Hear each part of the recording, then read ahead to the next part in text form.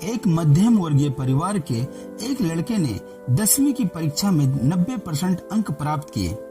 पिता ने जब मार्कशीट देखकर खुशी खुशी अपनी पत्नी को कहा, सुनो, आज खीर या मीठा दलिया बना लो। स्कूल की परीक्षा में हमारे लाडले को 90% अंक मिले हैं। माँ किचन से दौड़ती हुई आई और बोली, सच?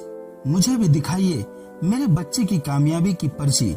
ये सुनते ही बीच लड़का फटाक से बोला, क्या पापा, किसे रिजल्ट दिखा रहे हो?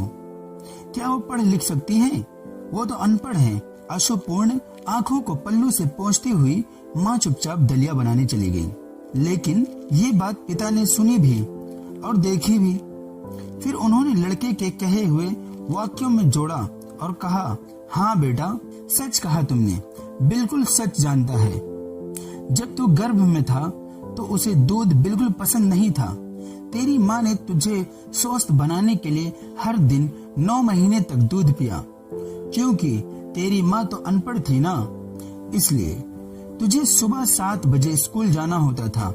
इसलिए वो सुबह 5 बजे उठकर तुम्हारा मनपसंद नाश्ता और डिब्बा बनाती थी। जानता है क्यों? क्योंकि वो अनपढ़ थी ना। इसलिए जब तुम रात को पढ़ते पढ़ते सो जाते थे तो वह आकर तुम्हारी कॉपी व किताब बस्ते में भरकर फिर तुम्हारे शरीर पर ओढ़ने से ढक देती थी और उसके बाद ही सोती थी। जानते हो क्यों? क्योंकि वो अनपढ़ थी ना।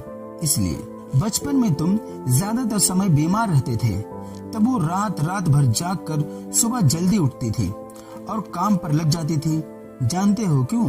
क्योंकि वो अनपढ़ थी ना। इसलिए तुम्हें ब्रांडेड कपड़े लाने के लिए मेरे पीछे पड़ती थी और खुद सालों तक एक ही साड़ी में रही, क्योंकि वो सचमुच अनपढ़ थी ना। बेटा, पढ़े लिखे लोग पहले अपना स्वार्थ और मतलब देखते हैं, लेकिन तेरी माँ ने आज तक कभी नहीं देखा, क्योंकि अनपढ़ है ना वो। इसलिए वो खाना बनाकर और हमें परोस कर कभी कभी खुद खाना भूल जाती थी। इसलिए मैं गर्व से कहता हूँ कि तुम्हारी माँ अनपढ़ है।